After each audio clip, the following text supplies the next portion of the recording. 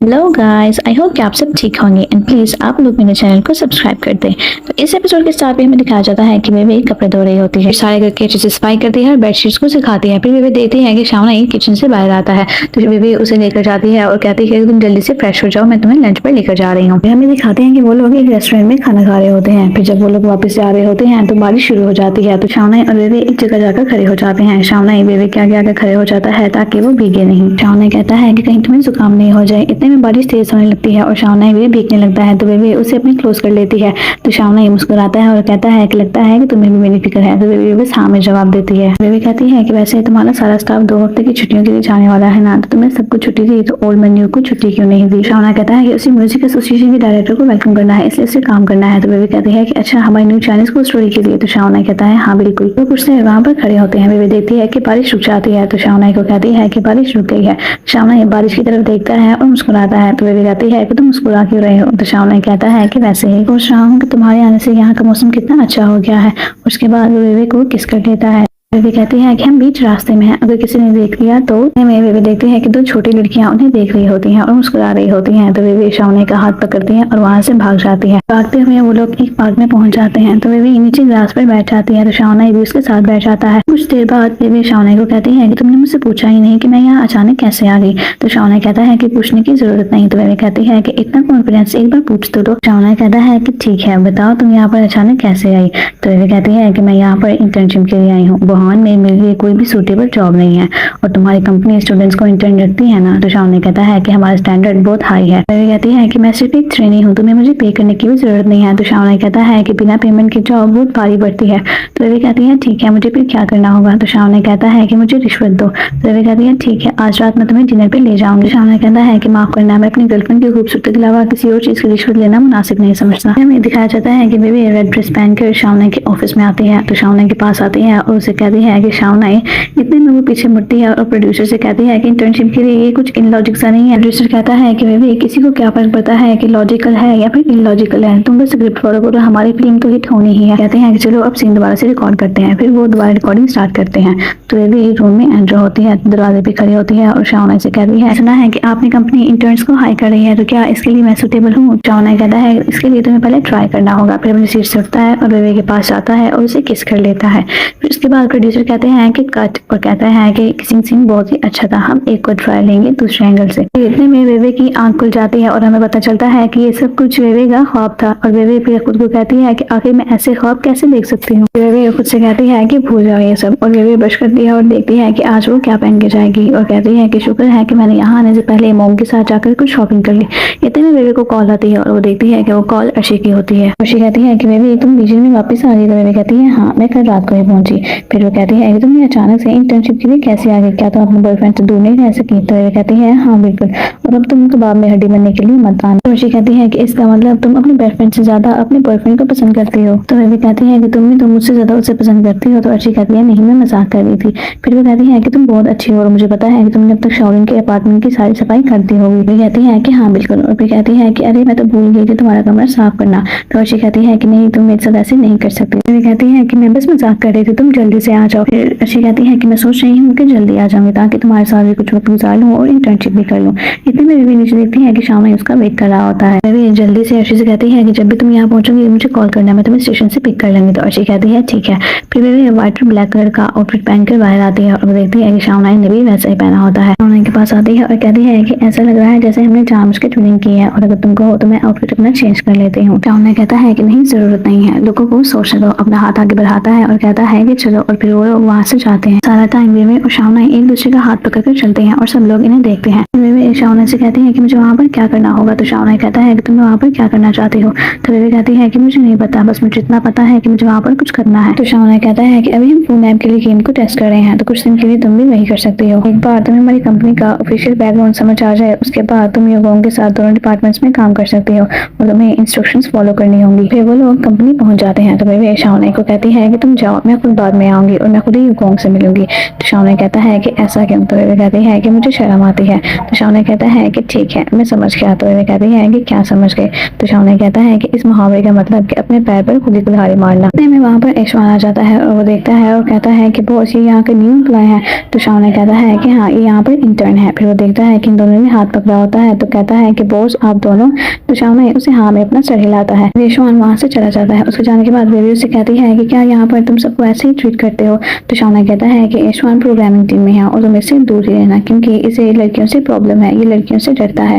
और कहता है कि लेकिन तुम्हारे सामने तो ये बिल्कुल ठीक था। तो बेबी कहती है कि इतनी ओवर एक्टिंग जरूर किसी थिएटर ग्रुप पे पहले होगा। हमें एक कंपनी के अंदर का सीन दिखाया जाता है जहाँ पर ऐशवान सबके पास आता है और उसे कहता है कि बॉस किसी लड़के को इंटर्नशिप पर लाए हैं जो हमारे बॉस बनने की कोशिश कर रही है। तो एक एम्प्लॉय कहता है कि बॉस की तो पहले से ही गर्लफ्रेंड है ना। इतने में दूसरा एम्प्लॉय कहता है कि बॉस की जोड़ी मेरी बहन के साथ बहुत खूबसूरत लगेगी। तो दूसरा एम्प्लॉय बोल के कहता है कि अपनी बहन की सेटिंग तुम मुझसे करवा दो। तो वह कहता है कि अपनी बहन के लिए एक अच्छा हस्बैंड ढूंढना मेरी जिम्मेदारी है और मैं इसे जरूर पूरा करूंगा। तो वह कहता है कि तुम मेरी तरफ देखो कि मैं कितना हैंडसम हूँ। बेबी और शाओनाई भी वहाँ पर आ जाते हैं। सभी चले जाते हैं वहाँ से। तो युगोंग उनके पास आता है और बेबी से कहता है बेबी तुमने आते ही काम ज्वाइन कर लिया, तुम तुम्हारी बहुत अच्छी एग्जाम्पल हो। शाओनाई युगोंग से कहता है कि युगोंग तुम इसे अपनी कंपनी दिखाओ। और बेबी कहता है कि मुझे एक मीटिंग ज्वाइन करनी है और कहता है कि न्यूबी विलेज में काम करने के लिए इनकी इंस्ट्रक्शंस को फॉलो करना। तो युगोंग कहता है कि इसका मतलब कि न्यूबी विलेज का मैं लीडर हुआ। शाओनाई कहता है कि जी लीडर जी, और अब बेबी आपके हवाले है। और फिर वो वहाँ से चला जाता है। युगोंग बेबी से कहता है कि जैसा कि अब इस विलेज का मैं लीडर हूँ तो तुम मुझे फॉलो करो, और उसे सारी कंपनी का टूर कराता है, उसे सब चीजों के बारे में बताता है। बेबी कहती है कि मैंने सुना है कि मास्टर शाओनाई को सब यहाँ पर बॉस कहकर बुलाते हैं, तो क्या मुझे भी बॉस कहना होगा? तो युगोंग कहता है कि हाँ, कुछ लोग यहाँ पर उन्हें भाई भी कहकर बुलाते हैं। तो बेबी कहती है कि माफिया डॉन जैसा? तो वह कहता है कि हाँ बिल्कुल, कहता है कि हमारा काम माफिया जैसा ही है। अब देखो यहाँ पर सभी नौजवान है और अगर हम शाओनाई को जनरल मैनेजर शाओनाई कहें तो ये बहुत ही अजीब दिखेगा। फिर वह कहता है कि चलो मैं तुम्हें अपना प्रोग्रामिंग डिवीजन दिखाता हूँ, क्योंकि ये हमारी कंपनी का सबसे बेस्ट डिवीजन है। इन एक और 3 क्वेश्चंस कहा जाता है। तो वे कहती है कि मास्टर शाओनाई। तो युगोंग कहता है कि नहीं, मास्टर शाओनाई इस टीम में बिल्कुल भी नहीं है, और तुम वो उस लड़के को देख रहे हो, वो केओ की तरफ इशारा करता है। तो वे कहती है कि हाँ, ये तो होमी का फ्रेंड है ना, शेफ जो कि बहुत अच्छा खाना बनाता है। तो वो कहता है कि हाँ बिल्कुल, लेकिन इसकी एक अलग पहचान भी है। क्या तुम्हें बेस्ट हैकर केओ के बारे में पता है? तो वे कहती है कि हाँ मुझे पता है, वो चाइना का बेस्ट हैकर है। वो कहती है कि क्या वो ये है? तो युगोंग कहता है कि हाँ बिल्कुल वो यही है। वह भी कहती है कि नहीं, तुम झूठ बोल रहे हो। तो वो कहता है कि नहीं, अगर मैं झूठ बोलूं तो मुझे लूजर भी ला सकती हो। शाओनाई ने इसे डिलीट किया है, इन लोगों ने बहुत बार ऑनलाइन गेम खेला है और अब अच्छी बात है कि ये हमारे साथ काम करता है और बहुत कम लोग जानते हैं कि ये केओ है। तुम्हें इसलिए बताया क्योंकि तुम अब हमारी फैमिली मेंबर की तरह हो और तुम इस बात को अब सीक्रेट रखना। वह भी कहते हैं कि तुमने यकीनन ये सीक्रेट बहुत से लोगों को बताया होगा। तो पोंग कहता है कि बिल्कुल भी नहीं, मैं सीक्रेट रखने में माहिर हूँ। और कहता है कि मुझे आज तक इसका असल नाम नहीं पता, और शाओनाई ने इसकी सैलरी भी अभी तक डिस्क्लोज नहीं की। तो मुझे लगता है कि जरूर कोई वजह होगी जिसकी वजह से उसने अपना नाम छुपा रखा है, और मेरे ख्याल से उसका नाम बहुत ही अजीब होगा। फिर वो कहता है कि आओ तुम्हें इस प्रोग्रामिंग डिपार्टमेंट के दूसरे मास्टर से मिलवाता हूँ। फिर वो उसे ऐशवान को दिखाता है और कहता है कि तुम इसे जितना हो सके उतना अवॉइड करो अगर तुम यहाँ पर रहना चाहती हो। तो वे कहती है कि ऐसा क्यों? तो वो कहता है कि क्या तुम्हें हमारी कंपनी मोनेस्ट्री की तरह नहीं दिखती? ये सब कुछ इसकी वजह से हुआ है, ये बहुत ही अजीब है, ये लड़कियों से डरता है, अगर कोई लड़की इसके आसपास हो तो ये प्रोग्रामिंग नहीं कर सकता। वे कहती है कि सच में? तो युगोंग कहता है पर तुम इसे सीधा साधा समझने की गलती मत करना, एक ऐसा इंसान है जिसकी चाहते तो बहुत है लेकिन सेल्फ कंट्रोल नहीं है। जैसे ही किसी लड़की को अपने आसपास देखता है तो ये बिल्कुल बौखला जाता है। तो वे सोचती है कि मुझे ऐसा क्यों लग रहा है कि जैसे मैं किसी गेम में हूँ, ये सब कमाल के फाइटर्स हैं लेकिन इतनी अजीब आदतें। वे कहती है कि तुमने तो 3 गोरसैन कहा था ना, तो तीसरा कौन है? तो वो कहता है कि तीसरा, और फिर वो हाउमी की तरफ देखता है। तो वे कहती है कि मिस्टर ब्यूटी। युगोंग कहता है कि हाँ बिल्कुल। तो वे कहती है कि टीम के स्टार के हिसाब से मिस्टर ब्यूटी कुछ सूटेबल नहीं है। तो वे कहता है कि हाँ, और तुम्हारे अरमानों पे तो पानी फिर गया ना। तो वे कहती है कि नहीं, ऐसी बात नहीं है, दरअसल मिस्टर ब्यूटी इतना भी बुरा नहीं है। तो युगोंग कहता है कि हाँ, कभी कभी खूबसूरत ना होना भी अच्छी बात होती है। कहता है कि वे यहाँ पर तुम मुझे ओल्मा यू के नाम से तो बुला सकती हूँ, लेकिन उसे कभी भी मजाक मत कहना।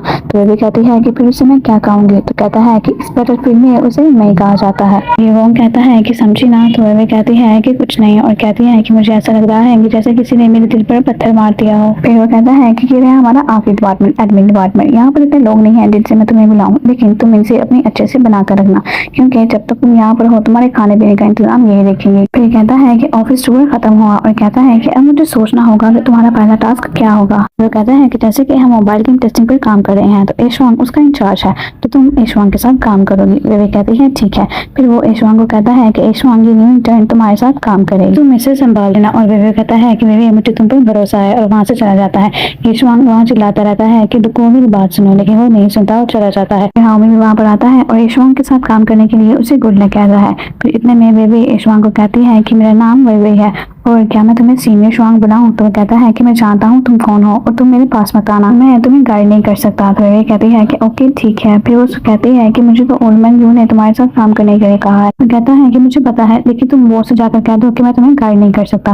फिर वे शावनी को देखती है कि शावनी एक कॉल पे बिजी होता है। तो वो कहता है कि पोस्ट तो बिजी है, लेकिन तुम टेंशन मत लो, मैं यहाँ से चल जाती हूँ, मैं बाहर जाकर बैठ जाती हूँ, अगर कोई काम पड़े तो तुम मुझे बुला लेना। तो वो कहता है कि ठीक है। वे वहाँ से जा रही होती है कि वो कहता है कि इन लोगों ने एक लड़की को इंटर्नशिप पर रखा है, बड़े लड़कियों का आईटी ब्लॉक में क्या काम है। वे रुकती है और कहती है कि तुमने तो अभी तक मुझे कोई काम नहीं दिया। फिर हाओमी भी उससे कहता है कि बिल्कुल ठीक कह रही है, तुमने अभी तक किसी कोई काम क्यों नहीं दिया, क्या तुम्हें ये लगता है कि ये कोई गड़बड़ कर देगी। तो वो कहता है कि तुम ये मत समझना मैं तुम्हें पेट नहीं सकता, तुम्हारे साथ बस केओ है। हाओमी कहता है कि केओ तो हमेशा मेरे साथ है और वो मुझे हमेशा बचाएगा भी, है ना केओ। तो केओ भी हाँ में जवाब देता है। फिर वो वेवे की तरफ एक फाइल फेंकता है, तो वेवे उसे कैच कर लेती है और देखती है और कहती है कि ये तो मोबाइल का ट्रायल रिपोर्ट है।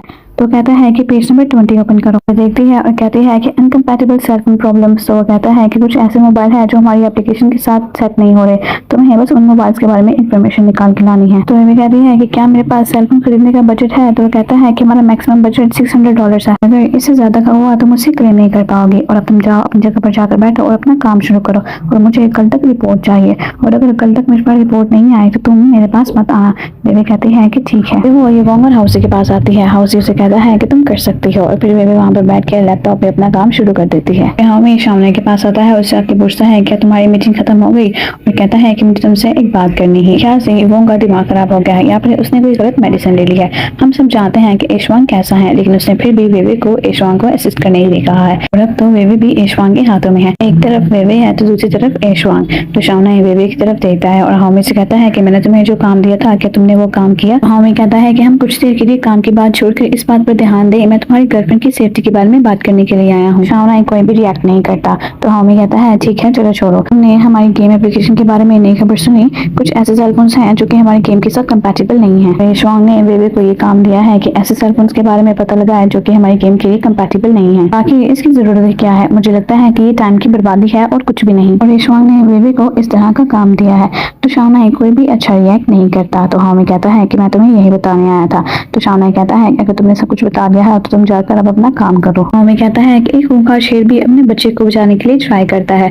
तो शावनी कहता है कि ये बिगिनर का टास्क है और अगर उसे मैं लीड करूंगा तो उसके लिए ज्यादा मुश्किल होगा। तो हाओमी कहता है कि ठीक है मैं हार मानता हूँ, तुम्हारे जैसे महान इंसान के पास तो दिल ही नहीं होगा। फिर वो वहाँ से चला जाता है। शावनी वेवे को देखता है जो कि अपना काम कर रही होती है। वेवे काम में बिजी होती है। तो शावनी उसके पास आता है और कहता है कि मेरी बिजनेस लंच मीटिंग है, तो तुम ओल्डमैन यू और बाकी सबके साथ खाना खा लेना। तो वेवे कहती है कि ओके मैं इस कंपनी के बॉस के साथ लंच करूंगी। शावनी वहाँ से चला जाता है। फिर हमें दिखाते हैं कि ये सब लंच कर रहे होते हैं। तो हाउसी उसे कहता है कि विवोंग मुझे समझ में नहीं आया, आखिर तुमने वेवे को ऐशवांग के पास ही क्यों भेजा। तो वेवे पहली बार ऑफिस में आई थी तो ऐशवांग उसे देख के पहले ही बहुत इरिटेट था, तो फिर भी तुमने उसे ऐशवांग के पास ही क्यों भेजा, हमें लगता है कि ये ठीक है। तो विवोंग कहता है कि चुप कर जाओ, जहर ही जहर को खत्म करता है। तुमने अपने आसपास देखा है कि यहाँ पर कितने नौजवान लोग हैं और सभी सिंगल हैं, और हमारी इकलौती वुमेन स्टाफ ये पहले से ही किसी और की हो चुकी है। अगर मैंने जल्दी से कोई कदम ना उठाया तो यहाँ पर इतने सिंगल लोगों का क्या बनेगा। वेवे बहुत ही स्ट्रॉन्ग लड़की है। ऐशवांग के दिल में लड़कियों को लेकर जो डर है मुझे लगता है कि ये उसे मिटा देगी। फिर उसके बाद हम यहाँ पर लड़कियों को भी रख सकते हैं। तो हमें कहता है कि तुम्हारी बातों से तो ऐसे लग रहा है जैसे कि वो आते ही तुम्हें डेट करेंगे। तो युवांग कहता है कि बस हमारे चांसेस बढ़ जाएंगे।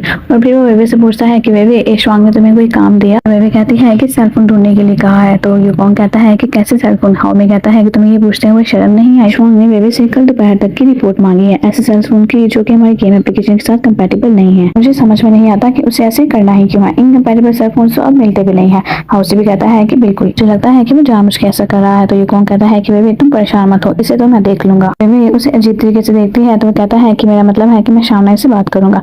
तो वेवे कहती है कि इतनी छोटी मोटी चीजों के लिए तुम शावनी को परेशान मत करो। मेरे ख्याल से ऐशवांग ने आईटी फील्ड में लड़कियों को बहुत ज्यादा अंडर एस्टिमेट किया है, और अगर इस मामले में मैं शावनी की मदद लेती हूँ तो मैं उसे सही साबित कर दूंगी। तो हाउसी कहता है कि उसने ऐसा कहा। तो हाओमी कहता है हाँ बिल्कुल, मैंने खुद सुना सुना था, उसने कहा था कि अगर IT डिपार्टमेंट में लड़कियां काम करेंगी तो सिर्फ काया से होगा। तो वेवे कहती है कि मेरे पास एक आइडिया है ऐशवांग की इस गलतफहमी को दूर करने के लिए। तो हाओमी कहता है कि क्या है वो आइडिया। तो वेवे कहती है कि ये सीक्रेट है और यहीं पर सीन हमारा कट हो जाता है। हमें दिखाते हैं कि लंच करके ये सब लोग बाहर आ जाते हैं। तो शाओनाई भी इतने में वहाँ पर आता है। तो युगोंग कहता है कि शाओनाई क्या तुम अब जा रहे हो। तो शाओनाई कहता है कि हाँ मेरा लंच 1 बजे है। तो वेवे कहती है कि शाओनाई मैंने तुम्हारी बाईसाइकिल देखी, तो क्या मैं उसकी चाबी ले सकती हूँ। शाओनाई उसे सभी कीज देता है और कहता है कि ये मेरी ऑफिस कीज है, मेरी बाईसाइकिल की चाबी मेरी ऑफिस के ड्रॉर के राइट साइड पर है, तुम वहाँ से ले लेना। तो वेवे हैरान होकर कहती है कि ऑफिस की चाबी। तो शाओनाई कहता है कि मुझे भी जाना होगा, बाईसाइकिल ध्यान से चलाना। फिर शाओनाई वहाँ से जाता है और सभी से बाय करते हैं। युगोंग कहता है कि मुझे शाओनाई की बात अच्छी नहीं लगी, उसने वेवे को सभी कीज दे दी। अगर वेवे स्पाई निकली और उसने हमारा प्रोग्रामिंग कोड चोरी कर लिया तो हमारा क्या होगा। वो इतना केयरलेस हो सकता है, मैंने सोचा नहीं था। हाओमी कहता है कि तुम भी ना कोई इतनी आसानी से हमारा कोड चुरा सकता है क्या। शाओनाई अब इतना बेवकूफ भी नहीं है, हमारा हर कोड 128 नंबर से कोडेड है, सारे पासवर्ड एसिमेट्रिक कॉम्बिनेशन में है, इसे सॉल्व करना इतना आसान नहीं है और अगर किसी ने ट्राई भी किया तो कंप्यूटर क्रैश हो सकता है। तो हाउसी खांसता है तो युगोंग उसे कहता है कि अबे खांसता बंद कर। वो पीछे देखता है तो वे पीछे खड़ी होती है। तो ये कहती है कि अगर मैं स्पाई होती सबसे पहले तुम दोनों को जाकर बच्चे को बेच आती। हमें रात का सीन दिखाया जाता है। वे कंपनी में देखती है तो कहती है कि लगता है कि इन सब का काम खत्म हो गया। फिर वो देखती है कि शाओनाई अपने ऑफिस में होता है। तो शाओनाई के ऑफिस में आती है, डोर नॉक करती है। तो शाओनाई उसे देखता है। फिर वे उससे पूछती है कि क्या सब लोग चले गए। तो शाओनाई कहता है कि वो सब लोग डिनर करने के लिए गए हैं। तो वे कहती है कि क्या तुम मेरा इंतजार कर रहे थे। तो शाओनाई कहता है कि मैं लेट पहुंचा इस वजह से मैं उनके साथ नहीं जा सका। फिर वे उसे पूछती है कि हम लोग क्या खाने वाले हैं। तो शाओनाई कहता है कि मैंने खाना ऑर्डर कर दिया है, क्या तुम मेरे साथ खाना खाना चाहोगी माय लव। ये दोनों डिनर करते हैं। शाओनाई वेवे से कहता है कि ऐशवांग ने क्या तुम्हें कोई काम दिया है। तो वेवे कहती है कि उसने मुझसे उन सेलफोन्स की लिस्ट मांगी है जो कि हमारी गेमिंग के लिए कंपैटिबल नहीं है, तो रिपोर्ट मुझे कल दोपहर तक देनी है। तो शाओनाई कहता है कि कल दोपहर तक। तो वेवे कहती है हाँ। तो शाओनाई कहता है कि क्या काम हो गया। तो वेवे कहती है कि उसका कम से कम एक स्टेप तो हो गया है, उन सेलफोन्स का पता लगा लिया है जो गेम के लिए अनकम्पैटिबल है, अब बस मुझे उनमें गेम इंस्टॉल करना है। फिर वेवे कहती है कि मैंने कंपनी का बहुत सारा पैसा बचा लिया, मैंने तकरीबन सभी सेलफोन्स खरीद लिए, लेकिन इसके बावजूद भी कंपनी के अभी $5 बचे हैं। शाओनाई कहता है कि तुम मुझसे रिवॉर्ड मांग रही हो। तो वेवे कहती है हाँ बिल्कुल, मेरी तारीफ तो बनती है। तो शाओनाई कहता है एक तारीफ की जरूरत नहीं है, तुमने जितने पैसे बचाए हैं वो तुम्हारे हुए। वेवे कहती है कि क्या। तो शाओनाई कहता है कि प्रॉफिट शेयर के हिसाब से तुम्हें तकरीबन $250 मिलेंगे। वेवे कहती है कि तुम सच कह रहे हो। तो इतने में शाओनाई टिश्यू देता है और वेवे का मुंह साफ करने लगता है। तो वेवे को भी टिश्यू पकड़ के अपना मुंह साफ कर लेती है। वेवे कहती है कि मुझे भी फिर तुम्हें कुछ देना चाहिए और कहती है कि मुझे तुम्हें थैंक्स भी कहना है। शाओनाई कहता है कि किस लिए। तो वेवे कहती है कि मुझे ऐशवांग के साथ काम करने देने के लिए, और मुझे डर था कि कहीं तुम मुझे सुपरवाइज मत करो। ये थोड़ा अजीब लगता है और अच्छा है कि मैं ऐशवांग के साथ काम कर रही हूँ, इस तरह से ऐशवांग मुझे आगे काम देता रहेगा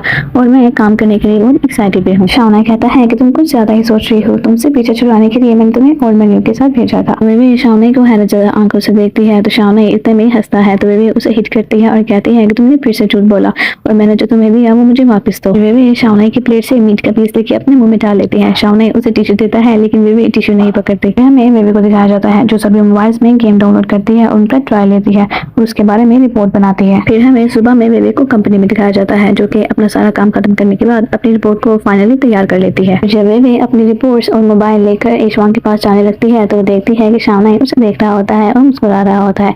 फिर वेवे ऐशवांग के पास अपनी रिपोर्ट्स लेकर चली जाती है। वेवे टेबल पर जाके अपनी रिपोर्ट रखती है तो ऐशवांग उसे देखता है और अपनी चेयर से उठ जाता है।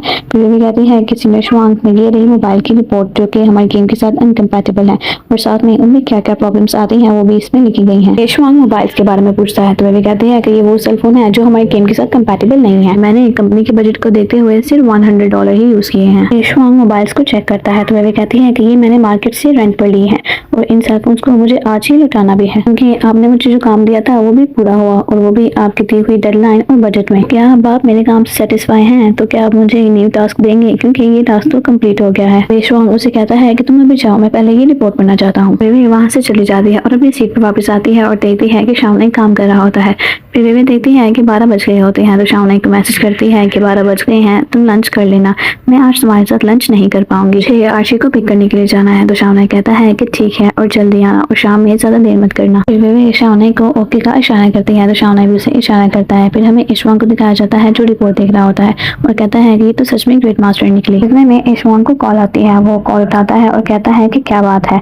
फिर कहता है कि ठीक है मैं तुमसे बाद में मिलता हूँ और कॉल को बंद कर देता है। फिर हमें दिखाते हैं कि वेवे अर्शी का वेट कर रही होती है बस स्टेशन पे। इतने में अर्शी की बस आ जाती है तो अर्शी बाहर आती है तो वेवे उसका बैग पकड़ती है और उसे कहती है कि तुम कैसे हो। तो अर्शी उसके गले लगती है और कहती है कि वेवे मैंने तुम्हें बहुत मिस किया। और यहीं पर हमारी आज की एपिसोड खत्म हो जाती है। आपको एक्सप्लेनेशन कैसी लगी मुझे जरूर बताइएगा and don't forget to subscribe my channel.